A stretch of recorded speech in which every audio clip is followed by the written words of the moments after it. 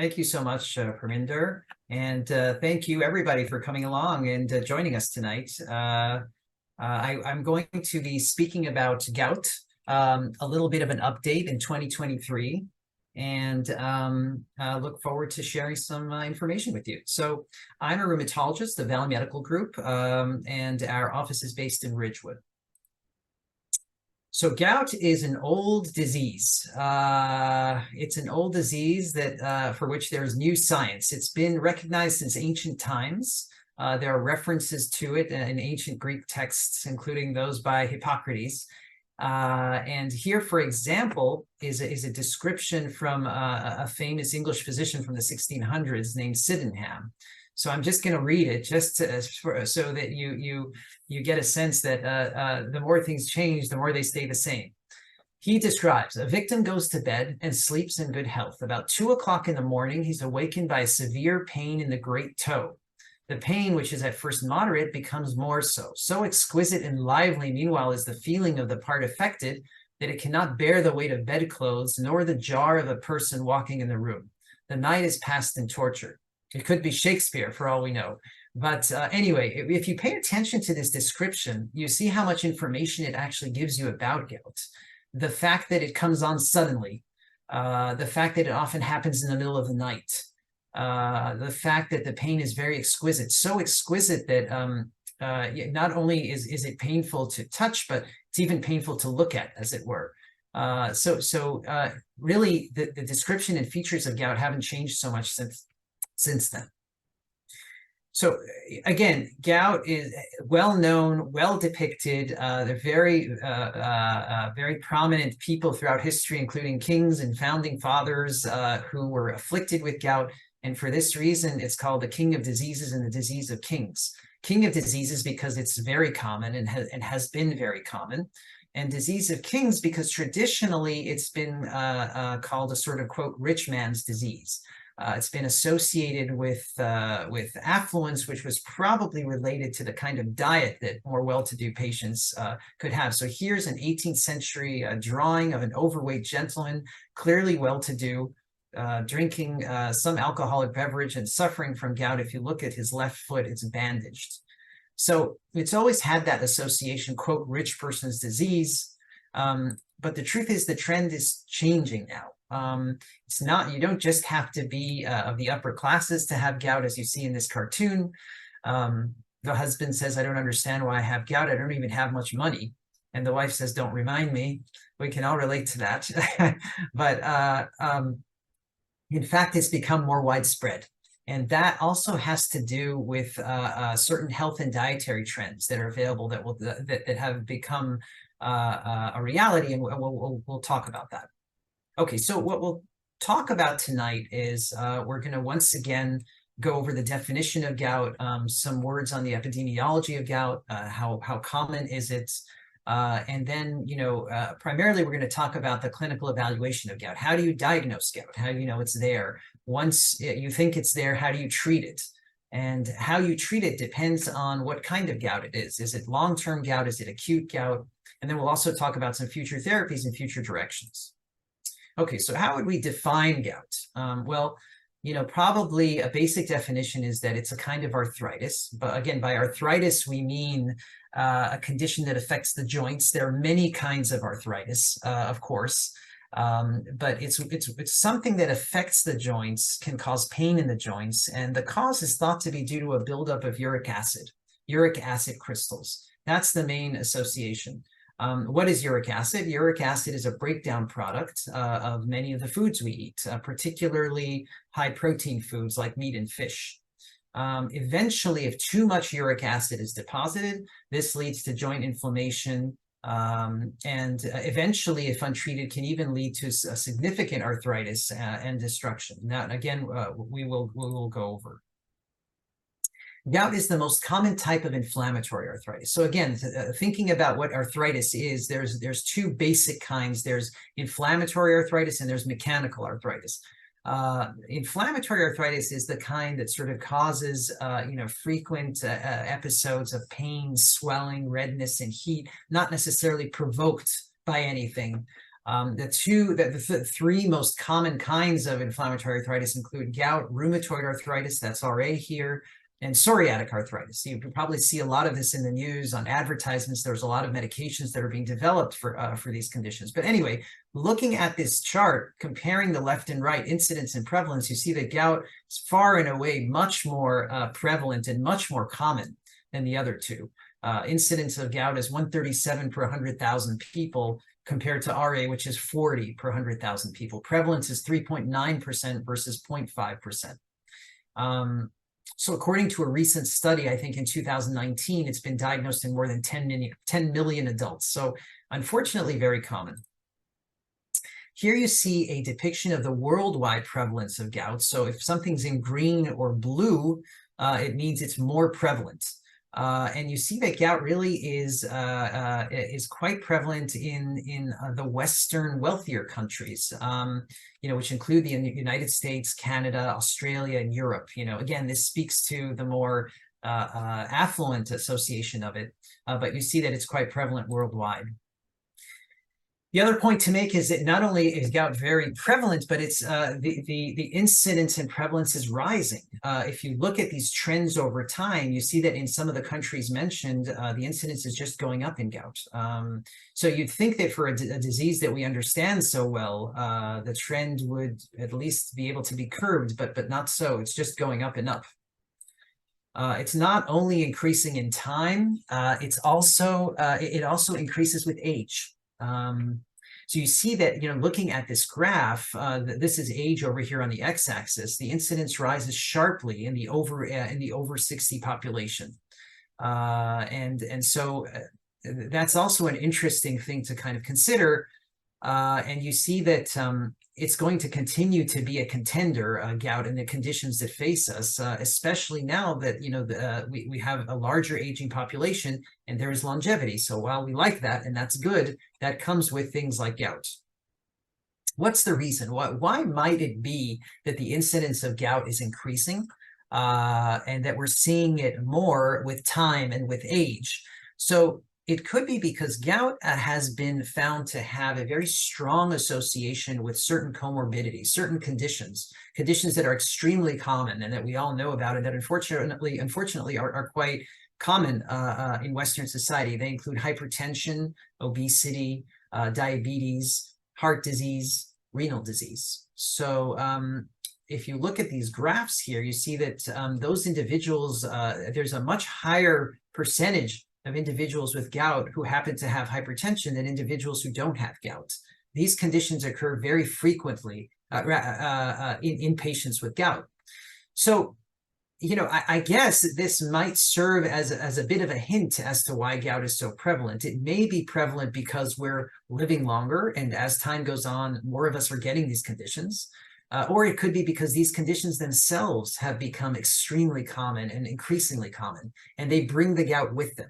Why exactly gout has associations with them is still being sorted out, but it's an interesting observation.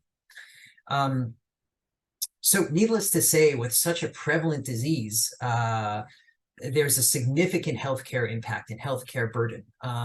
It's seen very frequently in primary care settings, hospital settings, emergency room settings, accounting for a significant number of visits, significant number of costs, some of which are listed here. 3.9 million primary care visits for gout are noted in this study. $166 million in ER charges on gout. And, these are very, very real healthcare costs that ultimately affect all of us. It also indirectly affects society in that there's a lot of work absenteeism when you have gout. So this, again, like other chronic conditions, speaks to the significance of trying to address it and trying to treat it properly. Okay, so, well, how does gout happen? In this slide, you can see that you can see a sort of depiction of the steps in the intake and excretion of uric acid. Gout is about uric acid, okay? So uric acid comes from the diet. There are some people who endogenously produce a lot of uric acid. or who don't metabolize it well. And then gout in turn is excreted in the kidney or in the gut. But it turns out that a very small percentage of it is excreted in humans, basically, only on the order of 20 to 30%. So most of the uric acid you have stays in your body and is retained. It doesn't go anywhere. So what happens when it doesn't go anywhere? It's deposited in the joints and other tissue. When the deposition starts to become too high, or under certain conditions that lead to the crystallization of uric acid, this then generates an inflammatory response. And the inflammatory response is what we call gout. Why is there a gorilla on this slide?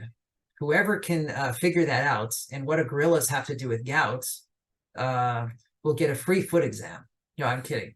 We'll tell you about it later. It's very interesting, actually. Okay, so how does gout occur? Well, the traditional kind of timeline of gout, the typical presentation, is there are 3 stages.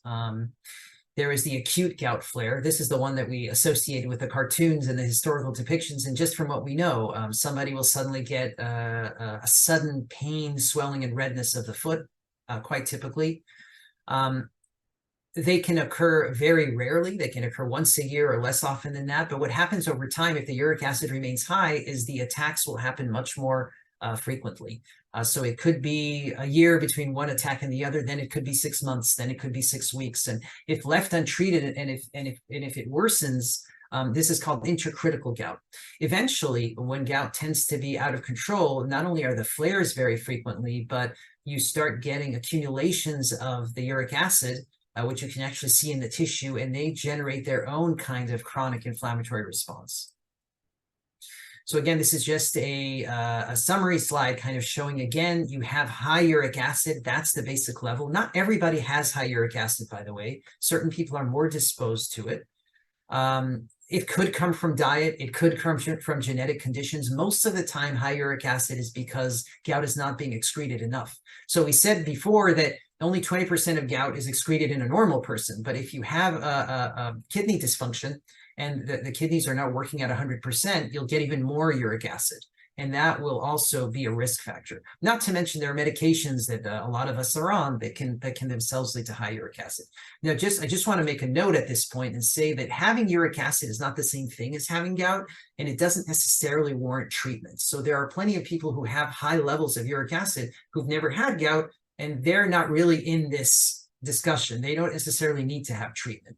But if you have the high uric acid and you have the gout, it first causes this thing we call acute gout, and which eventually happens more and more frequently and causes chronic gout, just to reiterate what we were saying before.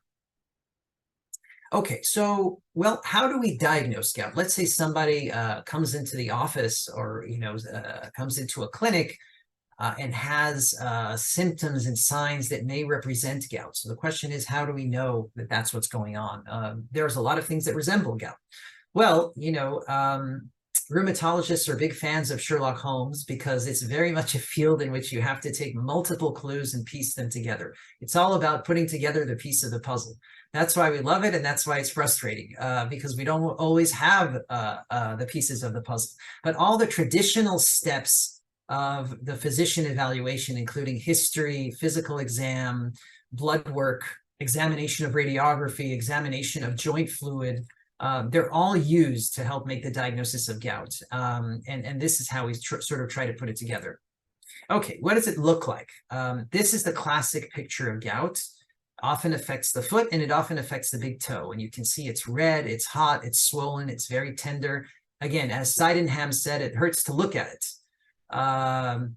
Why does it happen in the big toe so commonly? Well, I don't know if we know precisely, but it could be because there's less circulation in the big toe. So it tends to be cooler, and that may predispose to precipitation of crystals.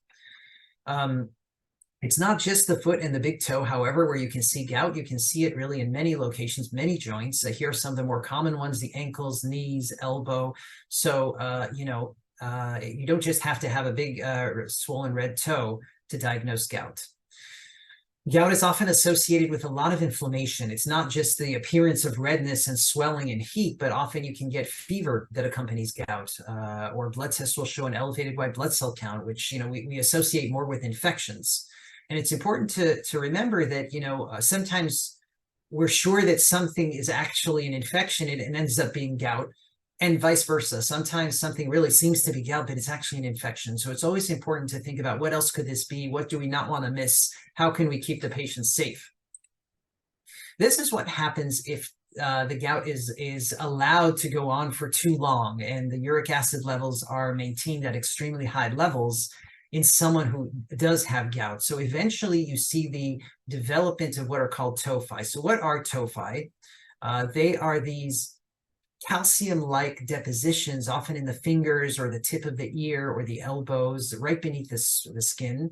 And they really are these collections of uric acid. If you were to drain it, it comes out as a milky white substance. But this is a sure sign of gout, and it's also a sure sign that treatment is needed. Okay. Again, what are the steps? So if you were to come in the office, let's say, with a swollen knee, and we were trying to figure out what it is, one of the more useful procedures we could do, although it's not that fun, is to get the knee fluid drained. Because by examining fluid inside a knee, you get a lot of information about what's going on, whether it's an infection, what's causing the attack, and how we ultimately treat it. We can look at many characteristics of the joint fluid, like how many white blood cells there are there, and that can give us a sense of what's going on. Ultimately, we can submit the fluid for crystal analysis, and this is what we would see. So this is the enemy. We have seen the enemy, and it is crystals, okay? So it looks like needles. This is what uric acid crystals look like. This is the cause. So if we were to aspirate a knee or any joint that's involved, and we were actually to find the crystals, we know what's going on, we're done. Turns out that it's not so easy to always find that. It's not always easy to extract fluid, but when we can, we do so because that gives us the most information. What other hints are there? So again, I mentioned that we use radiography. We look at X-rays.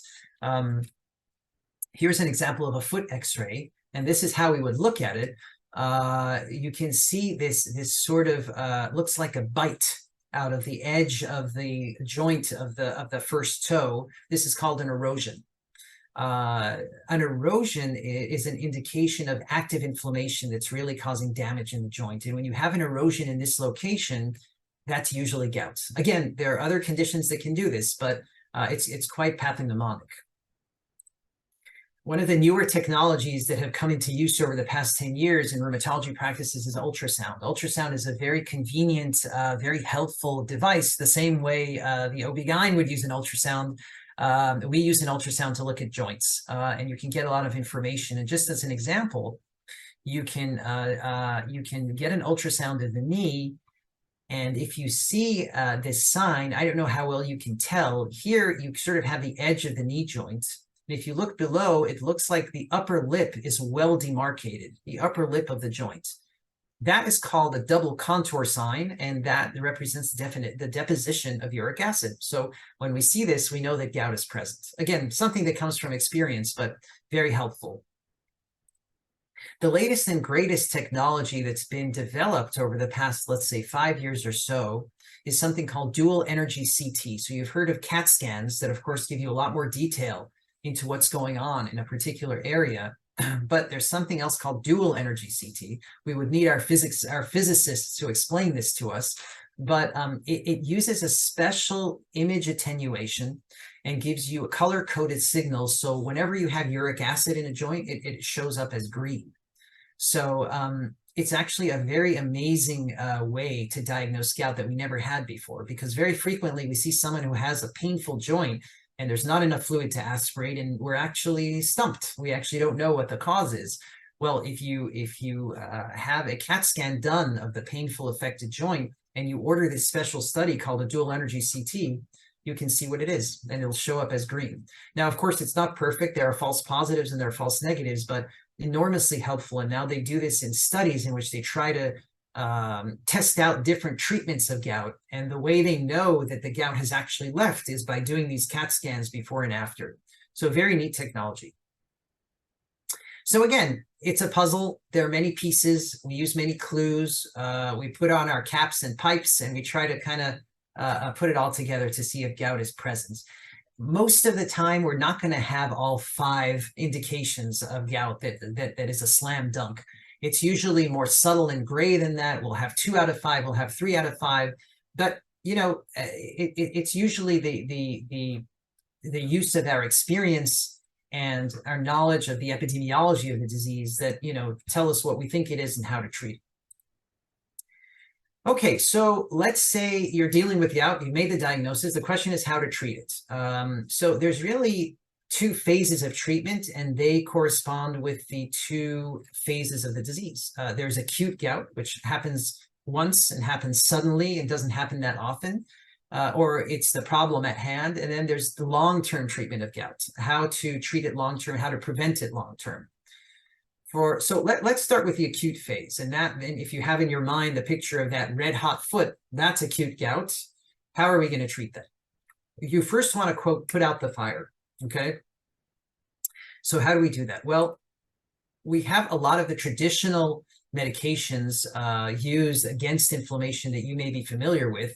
Of course, you start the very most common are the NSAIDs, the anti-inflammatories, even things like Advil and Aleve, there are prescription anti-inflammatories that are more effective because they're more potent and they work for longer, and it's very reasonable to use these firsthand. The problem with these medications is, they're not for everybody, and they do have toxicity and side effects. Particularly, they can affect blood pressure, stomach ulcers, the liver and kidney, and you have to be very careful with them. And if you happen to be someone who has other conditions or is on other medications, you really have to ask a doctor before starting them.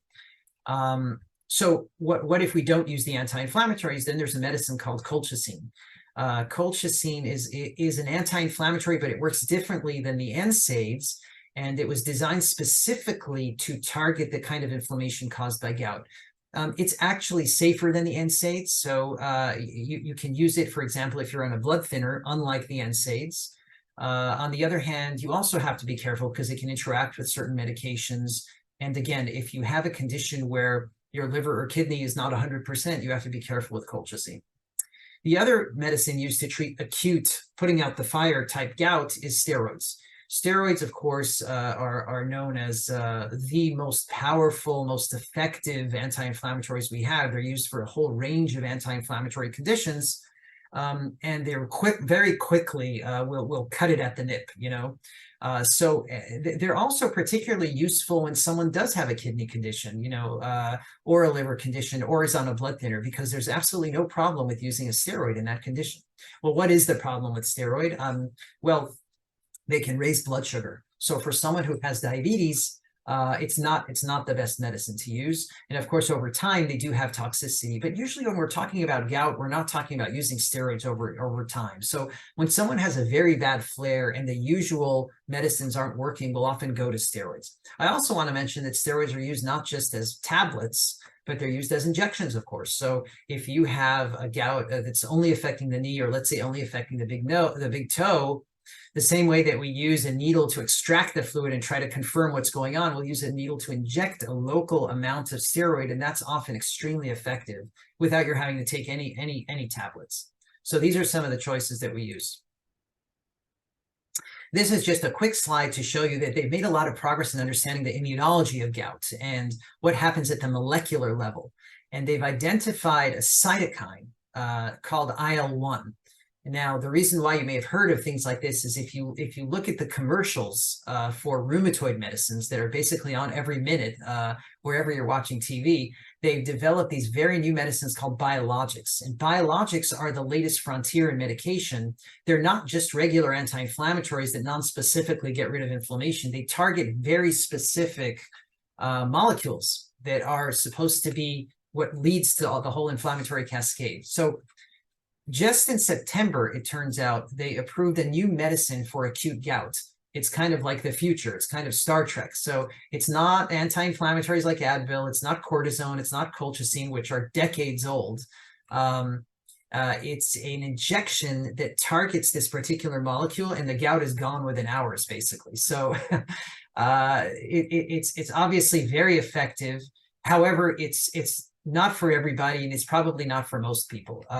It's specifically a medicine that was approved to treat those patients who have gout, but who cannot be on any of the other medicines. There's a certain small population of people who have gout flares, but should not be getting anti-inflammatories, should not be getting steroids, etc. For these patients, we have this medicine that can be used. But it's just interesting, I think, to point out that the research is leading to newer and newer treatments for gout. Okay, so that's how you put out the acute problem, okay? But how about the long-term problem? So what if gout continues to occur frequently and, you know, in severe ways, for long-lasting ways? How are you going to treat that? Because you don't want to have to take steroids every 4 weeks or anti-inflammatories constantly. So the answer is urate lowering therapy. So just as gout is caused by too much uric acid, the treatment for long-term gout, for chronic gout, is to get rid of the uric acid. So they have developed medications over time to do that. When do you actually start this medicine? How do you know when enough is enough? And there's a lot of debate among the different medical societies about when you actually start a long-term therapy. And the societies have their recommendations, but usually it's a personal decision. It's a discussion you have with your physician, and it's your personal choice. But right now, the agreement is if you have 2 or more attacks a year, that's already justification for starting long-term medical therapy. If you have tophi, if you remember the picture that I showed you of those nodules, that means there's too much uric acid. It's beginning to cause joint damage. Then you should start this long-term therapy. If you have erosions, again, you'll remember the x-ray I showed you that showed an erosion in the bone, then it means it's time to start the medicine. That's not strict. So sometimes we'll start this medicine even when you don't have these criteria. If an attack is severe enough, or if somebody has a condition that may that you know will predict getting more attacks in the future, we'll start the medicine also. But those are the main core indications. Okay, so what are these medicines? What are these medicines that lower uric acid, and how do they do it? Okay, so for this, you have to know the pathway. How is uric acid generated? Again, it's broken down by purines, and there are enzymes that happen on the way that ultimately convert the different compounds into uric acid. So if you block these enzymes and you inhibit them, you're no longer going to generate uric acid, and you get rid of it. And that's the basis of medicines like allopurinol and febuxostat, which you may have heard of. Febuxostat is also called Uloric. Allopurinol is a very old medicine. It's been around for a long time, and it's very effective. And it basically stops the generation of uric acid in the body. Other medicines that are used are medicines like probenecid, that they don't stop the generation of uric acid, but they cause you to excrete it. Again, very old medicine, but it's part of the armamentarium. And this is what we would use if, again, we had somebody who met the criteria that it's time to stop just Advil and start long-term treatment. Back to the gorilla.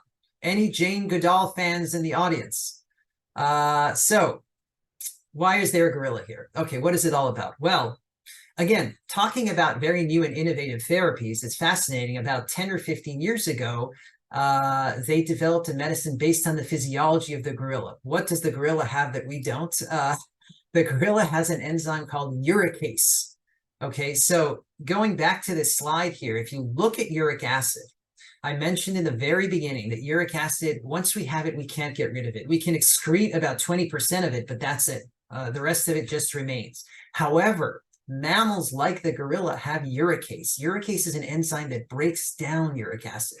So it's not present, and they don't have gout. But human beings don't have this enzyme. So I think it's a very fascinating question, evolutionarily speaking, of why we don't have this enzyme.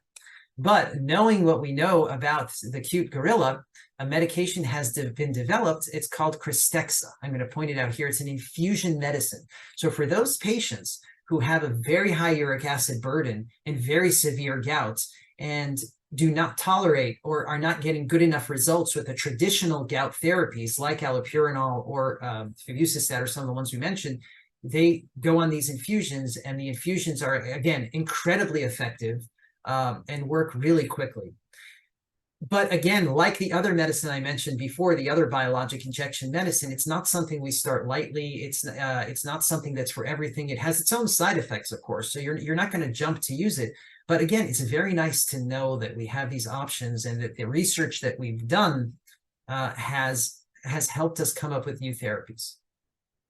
Okay, once you start uric acid lowering medicine, whether it's allopurinol, which again is the most common form, Uloric, probenecid, or even Krystexxa, which is the medicine, the gorilla medicine I just mentioned. What do you do with it? Like, how long do you stay on it? How do you use it? What's your goal? So the goal, again, you're looking at uric acid. You want to lower uric acid. You want the uric acid to be less than 6. And that takes time. It takes time. Typically, people who have gout will have a uric acid from anywhere from 8 to 11 or 13. You start the uric acid slowly. You make sure it's tolerated. You increase the dose over time. You check blood work every 1 to 2 months. Eventually, you'll bring the uric acid down. And when you bring the uric acid down, that's when the flares stop. And that's when you've achieved control of the gout. Okay, so more on that later. Just looking at the commonly prescribed medicines for gout, there's allopurinol. Febuxostat is the generic of Uloric. I'll have to tell you right up front that the medicine of choice is allopurinol. Okay, allopurinol is definitely more cost friendly. It's 60 cents per tablet as opposed to $10 per tablet for the other one. And we also like the fact that you have a lot of range with it. You can start from 50 to 100 milligrams. You can go up to 800 milligrams, whatever dose you need to bring the uric acid down to the right level. Is there. Febuxostat, however, the one here on the right, was developed, maybe 20 years ago or so, much newer than allopurinol, and it's very effective, very fast acting, friendlier to patients who have kidney disease. And also easier to use in the sense that you only have 2 doses. You don't have like, 6 to 7 doses. So these are 2 medicines that we use. When allopurinol causes problems, let's say it's not tolerated, or let's say one gets an allergic reaction to it, then you can just, you can then jump to Uloric. I'll just say very quickly, however, that, let me go back for a second. One thing just to mention really quickly for allopurinol is if you are starting allopurinol and you are of Asian ancestry, meaning Han Chinese, Korean, Taiwanese, or of African American ancestry, they do recommend doing genetic testing because a certain percentage of these patients do have a tendency to form an allergic reaction to allopurinol, which you want to avoid. That, by the way, if you have that genetic condition, that's the kind of patient that would you would start on Uloric. But back to what I was saying, Uloric got a little bit of too much bad media, bad press in 2018, 2019, when a study showed that patients on Febuxostat tended to have a higher incidence of cardiac events. It wasn't by far, but when they did studies comparing patients on Uloric or Febuxostat with patients on allopurinol, there was a higher incidence of cardiovascular incidence and mortality. This led the FDA to put a black box warning on Febuxostat in 2019. This was the study that showed it. However, I just want to mention that the study was flawed. Most patients didn't finish the medicines. Most patients were lost to follow-up. And indeed, they later did a trial in 2020 with more patients and for a longer period of time, comparing allopurinol and Febuxostat, and they found that there was actually no difference. There's no difference in cardiac events. So we're much more comfortable using Uloric or Febuxostat if we want to. However, we're still nervous because there was a study that seemed to suggest a little bit more signal. Therefore, someone who has cardiac disease or who recently or who's had it by history, we would not start Febuxostat up front. Nevertheless, again, very important medication to have if someone has not tolerated allopurinol. Okay, back to gorilla drug. Just to show you, again, for those patients who have resistant gout, who cannot take allopurinol or Febuxostat, who have contraindications, who have other medications that interact, we then pull out the cruise missile, which is called pegloticase or Krystexxa. It's an infusion given every 2 weeks. We usually treat patients for 6 to 8 weeks on it, and it brings the uric acid down very quickly and very effectively. You can sort of see some pictures here from the studies on this medication. I don't know how well you can see it, but you see here's someone whose right hand has tophi. If you notice the nodules over the fingers, all but eliminated by week 15. And here are those cool dual energy CT studies that I was showing you before and after, showing the presence of green, which means uric acid is there before, and the absence of green after. So a very effective medicine. And it's there if you need it, but it's rare that we actually use it. So again, the idea is treat to target. With these long-term therapies that will lower uric acid, we want to bring the uric acid down to less than 6. And that's what we do. And I'll just, this slide is also to remind me that usually when we're starting a medicine like allopurinol, you don't just take allopurinol, you have to take an anti-inflammatory with it. Because as the body's uric acid starts going down quickly, sometimes gout flares happen. Sometimes something about the rapid flux of uric acid and where it happens to deposit as it's on its way out leads to flares. So somebody will typically be on allopurinol and naproxen, let's say for 1 to 2 months, or allopurinol and colchicine. Once you've reached target, you've reached a uric acid of less than 6, you eliminate the anti-inflammatory and you're just on allopurinol. How long do you have to stay on it? It's an excellent question. We don't really know. The tendency is that when you stop allopurinol completely, the gout comes back, because naturally the uric acid will start to rise, and when it rises to that critical level, gout flares will start to happen. Sometimes, however, if you make certain changes in the medicines you're on, in the status of your other conditions, you won't necessarily have the same elevation of uric acid, and then you can try to treat it more naturally. This is just to point out that there's a lot of medicines that people are on that themselves can worsen gout. So, for example, it's very common for somebody to be on a diuretic, a water pill, Lasix, hydrochlorothiazide. It could be used for heart disease. It could be used for hypertension. If you're on one of these medicines, that is a medicine that can provoke gout and cause gout. So sometimes we'd like to make changes and try to get rid of some of these medicines to stop what it is that's provoking the gout. Okay, how about diet? So we said before that gout has an association with obesity, with comorbid conditions like hypertension and diabetes that are very much affected by gout, by diet. So what can you do? What can you do? The answer is a lot. The answer is a lot. Okay, so foods and drinks that are very high in purines will lead to elevated uric acid in the blood, and will lead to gout. And the big three are alcoholic beverages like beer. This raises uric acid for sure. And high protein foods like meat and fish, red meat and shellfish in particular. So if you consume large quantities of these, they're bad for gout. And people who have gout will tell you that often hours after having a good steak, they'll start to notice a tingling in their ankle. So those are the foods you want to eat a lot less of.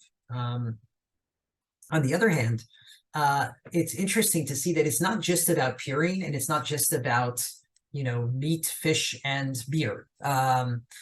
Studies have shown that perhaps because gout has this association with heart disease, with the metabolic syndrome, with the Western diseases that are causing so much disease, the same foods that are good for the heart are good for gout. So it means it's not just avoiding the high purine foods, but consuming a diet that's rich in vegetables, fruits, whole grains, low fat, low cholesterol foods, minimizing sugary foods and fructose-based foods and drinks. It turns out that that's excellent for gout, that lowers uric acid. So if it's good for the heart, it's good for the gout. And that's a very important thing to keep in mind. In fact, just as an example, there was a study done looking at the effect of DASH diet, which is often used for hypertension, on gout and uric acid. And those patients who were on the DASH diet versus control had a decrease in uric acid and therefore a decrease in gout flares. And, the DASH diet is interesting. It's meant to reduce hypertension. It's a high protein diet, So you think, hey, wait a second, protein, shouldn't that be causing gout? But in this case, no, because the overall health benefits of DASH were so significant that this led to an overall reduction in gout. So things that are good for you, whether it's whether it's diet or exercise, will actually help the gout as well. Again, so looking at summarizing what we said, what can you do other than medication? So weight loss is very beneficial.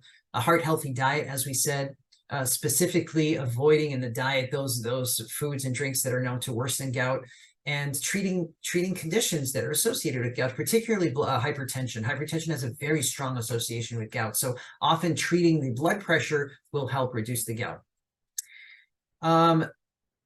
We mentioned before that there are certain medications that can worsen gout. An example is diuretics. An example is low-dose aspirin.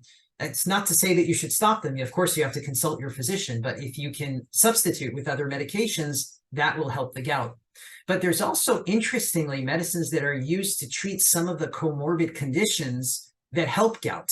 So it's not gout therapy per se, but if you're on some of these medicines for other conditions, they help to make the gout go away. So, for example, if you have hypertension, if you have high blood pressure, there's this medicine losartan that, because of how it works, it's been found to get rid of the uric acid. And so that would be a medication of choice if you happen to have gout and hypertension. Similarly with diabetes, there's a new category of diabetes medicine called the SGLT2 inhibitor. Probably the best known is Jardiance. You guys may have heard of Jardiance. So Jardiance is actually found to be quite beneficial for gout as well. And this is true of other medications as well. So something to keep in mind. Finally, I'll just want to say, I just want to mention what is the future of gout? Is AI the future of gout, like it's the future of everything? No, the future of gout is probably nurses. Okay, so that may come as a surprise, but they have done many interesting studies looking at the effects of patient treatment by nurses versus patient treatment by MDs. So what do we mean by that? They have shown that very intensive nurse-led models of care lead to much better outcomes. Here's an example of a study from the UK in 2018 where they took 500 patients and they separated them one-to-one, either in an intensive nurse-led model of care, which meant frequent follow-up, frequent question and answer, frequent blood work, and addressing any questions and issues that remained, versus the usual MD-led care like us, where you'd see us maybe once every 4 to 6 months. And what they found is over a 2-year period, those who were treated by the nurses, 97% of them reached the goal target of uric acid, bringing it down to 6, whereas about 54% reached the goal under the MDs. And of course, because more people reached the goal under nurse-led care, there were far fewer flares. So it's just interesting, and there's been more studies that have looked at this, that, if we can get creative with our healthcare partners about how to treat this chronic disease and how to monitor it optimally, we can get much better outcomes. And maybe this is a model we can use for other conditions as well. So here are some of my references, and thank you very much for your attention. I'm happy to take questions. Again, we're located in the 1200 East Ridgewood building across the Duck Pond in Ridgewood. There are 3 of us in the rheumatology division. Always happy to see you, and thank you for your attention. Thank you, Dr. Zaider. That was an excellent presentation. I think you covered a lot of information. We do have some questions that came in. I just want to mention to everyone at home, if there are really personal questions, I think I may have seen 1 or 2 of those. We really recommend that you follow up with your physician, or you can always call Dr. Zaider to speak with him as well. But I'm not really going to go through a lot of those very personal questions, but we are going to go through some of the general ones. So question number 1, Dr. Zaider, do you recommend the use of vitamin C for the treatment of gout symptoms? That's a very good question. Well, originally vitamin C was thought to have a role, but now if you look at the American College of Rheumatology guidelines, it's not felt to have a role in gout. So vitamin C is not, there's no evidence that vitamin C actually helps gout. Great, thank you. Second question, why are kidney stones an indicator of need to reduce uric acid from gout? Okay, well, Kidney stones have many different etiologies.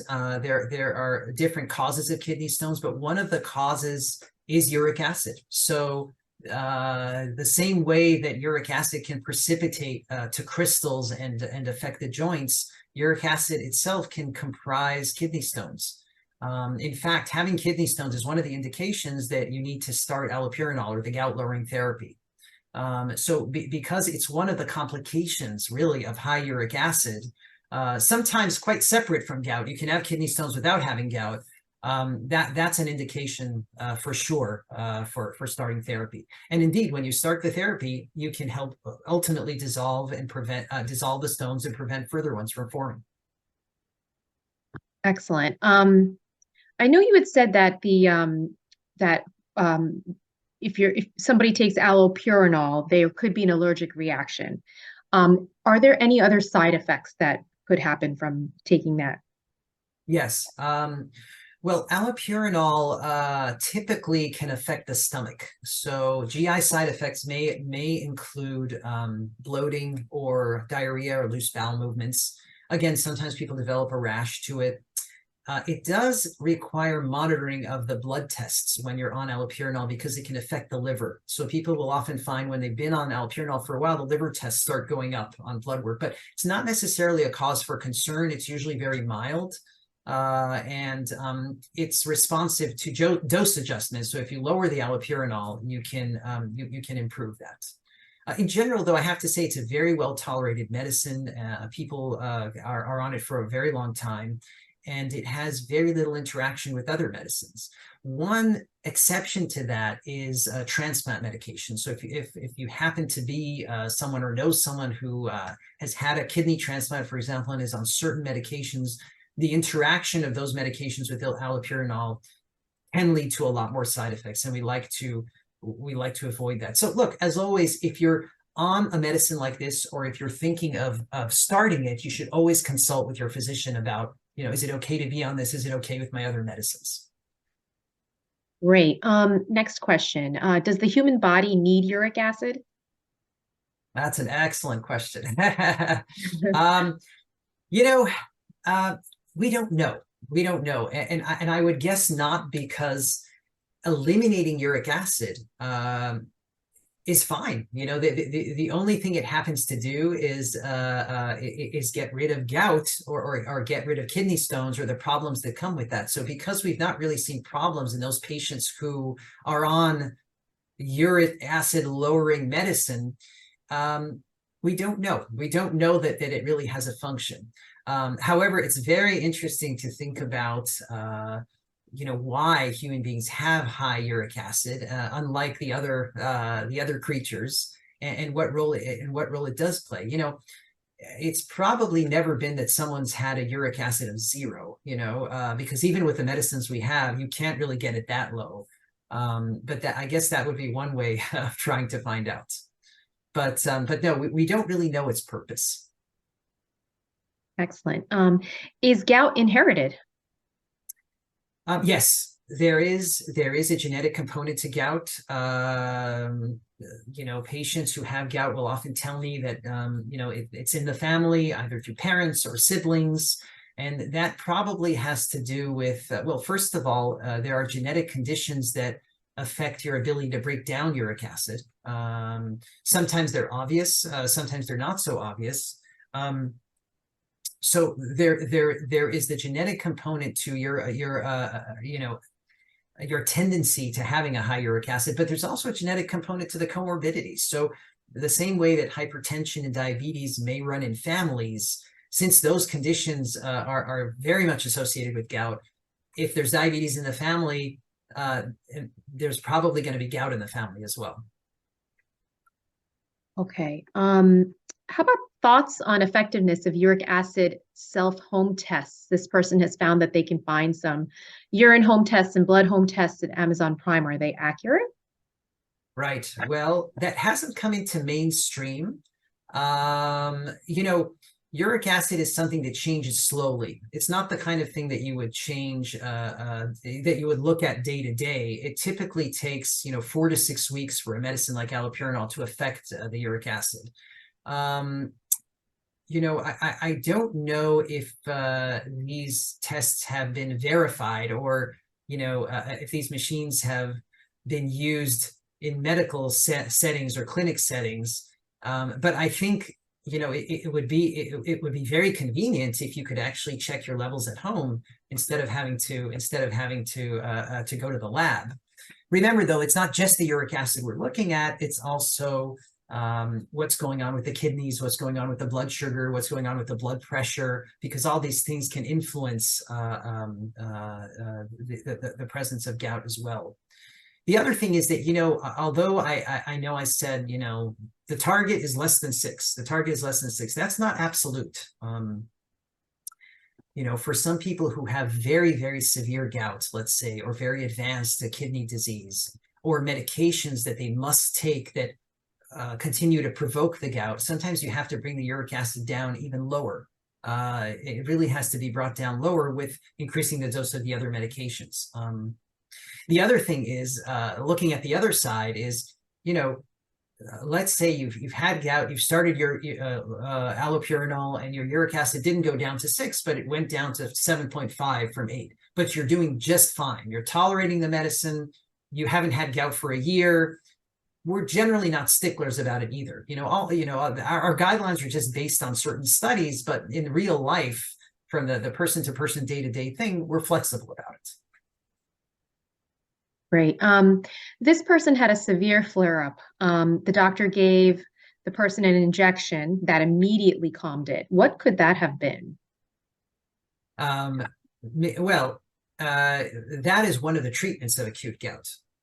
So, we mentioned the different treatments of acute gout, which could be tablets like anti-inflammatories or colchicine or steroids, but often the most effective way to put out a gout flare is to give a local cortisone injection.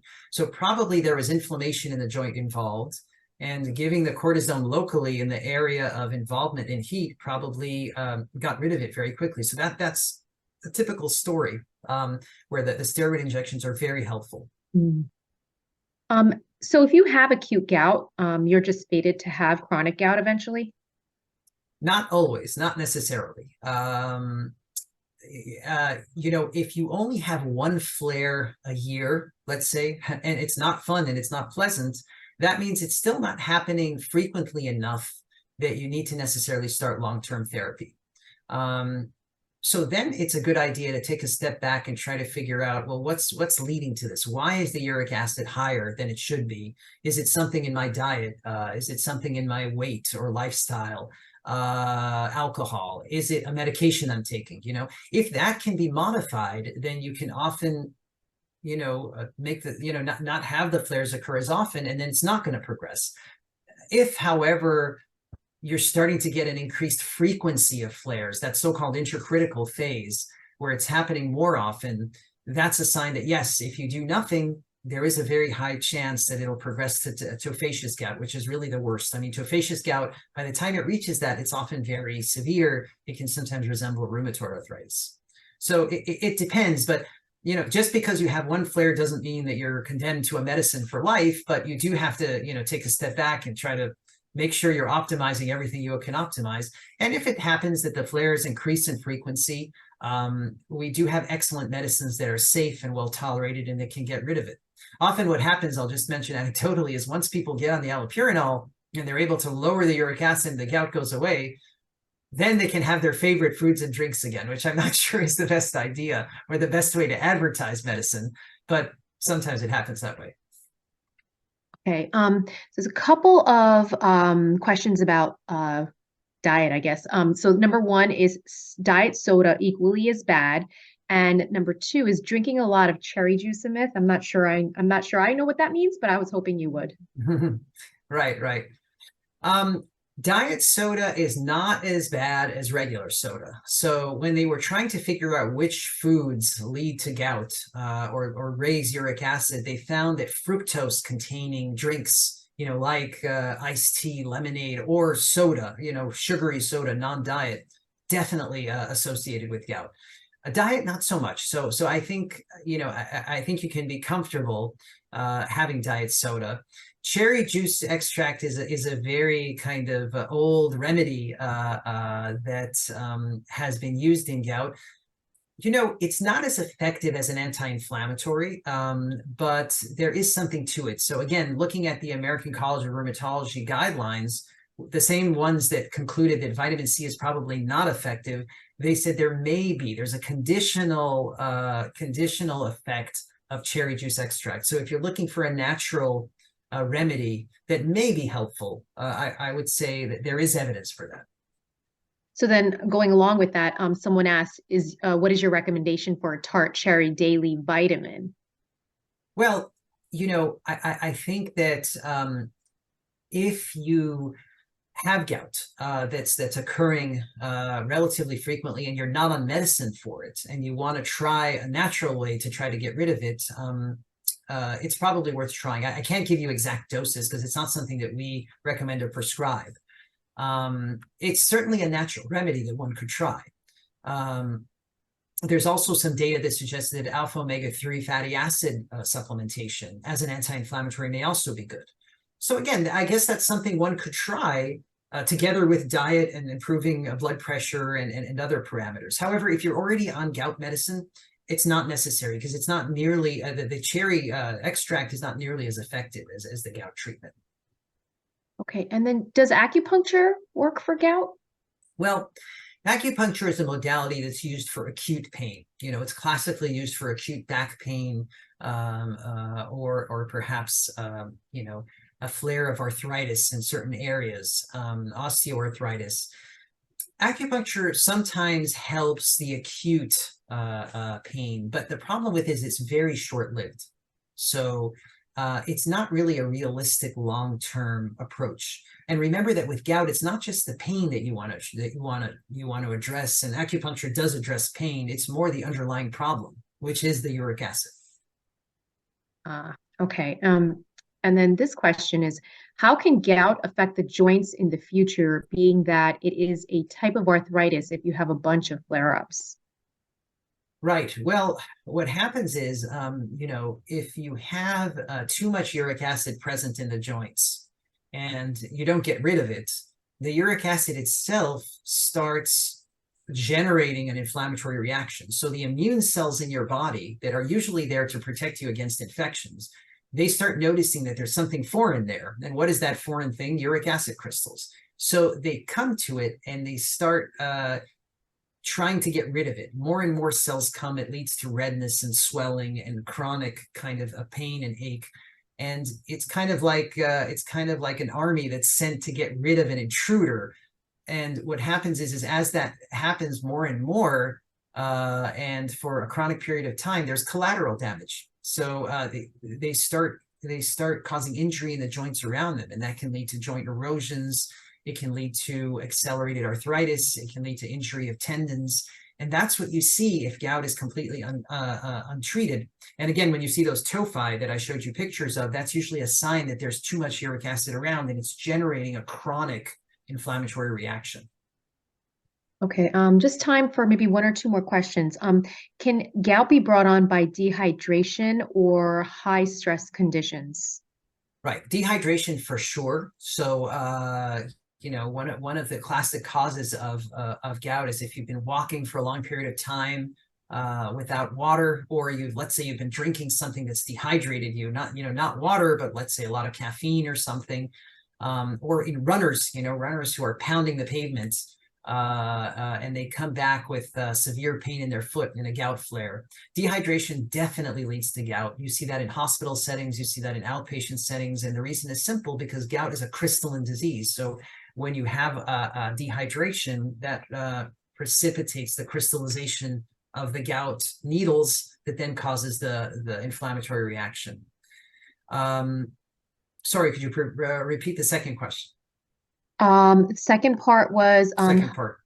Sorry, high stress. Can high stress also? Right.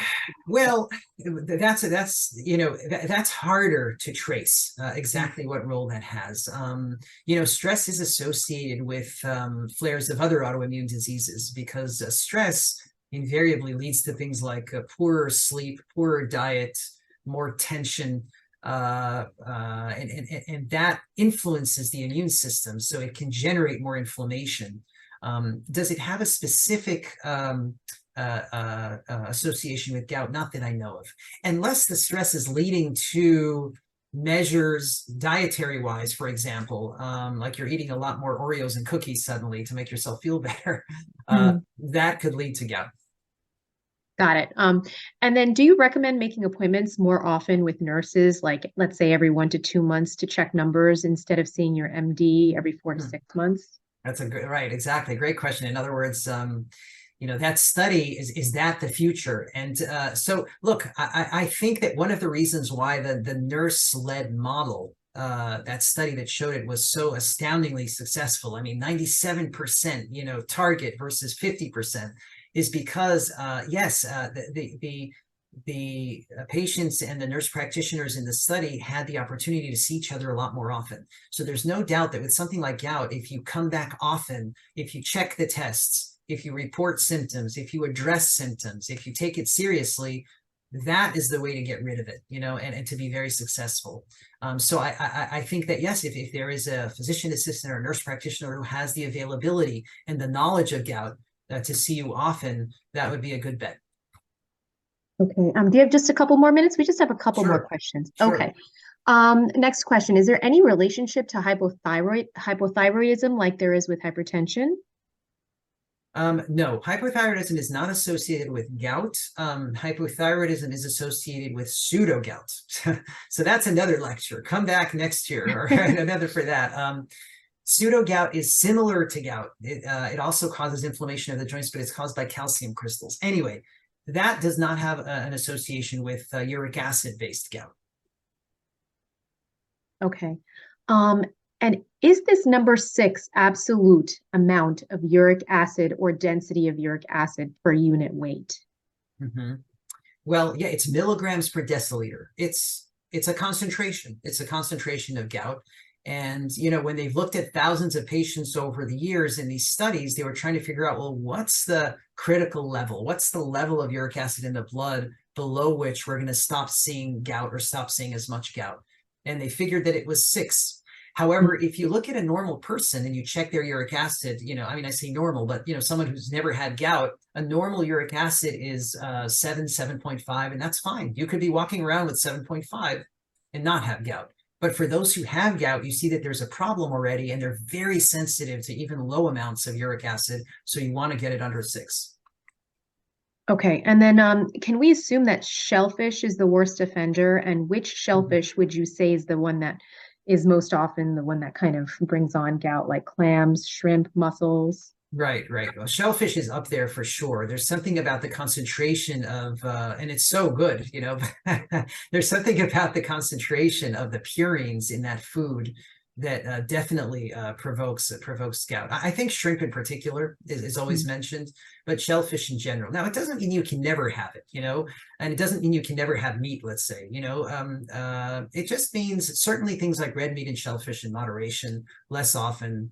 And plenty of good healthy food in between, with vegetables and whole grains and things like that. Okay, and I have the very last question here. I get toe gout, but always have normal uric acid test. Why would that be? Okay, excellent question. And that's one of the conundrums of gout, there's 2 famous conundrums of gout. One of them is that using medicine for gout causes gout. And the other conundrum is testing for gout, you never find it. I'm exaggerating, but the first I'll just reiterate again, which was based on what I said, that, for example, when you start someone on allopurinol, which is meant to lower uric acid, you must do it with an anti-inflammatory. Otherwise, even though it's the medicine used to treat gout, paradoxically, it leads to gout. That's why you need an anti-inflammatory at the same time. But getting back to your question, it's not an unfrequent phenomenon at all that when someone has an active gout flare and you test the blood uric acid at that time, it's normal or even low. It's a total paradox. And we don't exactly know why that happens. We have some theories. One theory is that, during a gout flare, where is the uric acid? The uric acid is in the joint. It's in the joint. It's not in the blood, but we're looking for it in the blood. So when we look for it in the blood, we don't see it there. And it's a source of great confusion, because people say, well, if I have gout, why is my uric acid normal? The reason is it's because it's usually in the joint. And were we to aspirate the joint, with a needle and extract the fluid, we would see it there. And what they found is that when you're trying to determine what's actually going on and why is the uric acid normal if I have gout, if you check the uric acid a month later, when the flare is gone and the uric acid has sort of normalized and the homeostasis has been achieved in the body, you'll suddenly find that when you check it in the blood, it's much higher. So when the flare is out, the level goes up. And that's one of the conundrums of gout that we deal with, but it's frankly very common. Just because the blood test is normal for uric acid during a flare doesn't mean it's not real gout. Okay. And then one final one, I promise. Is salmon beneficial for gout? Well, salmon, true, has anti-inflammatory properties, alpha omega-3, and it's very healthy in certain respects, but it is a sort of relatively high protein food. So, I don't think it's as provocative of gout as shellfish. But I think eating too much of that can also lead to gout. So it's not good for you the way vegetables and whole grains are good for you for gout. But I don't think it's as bad either. So I think you can have it with measure, like everything else. Excellent. Thank you so much, Dr. Zaider. That was so Pleasure. very, very informative.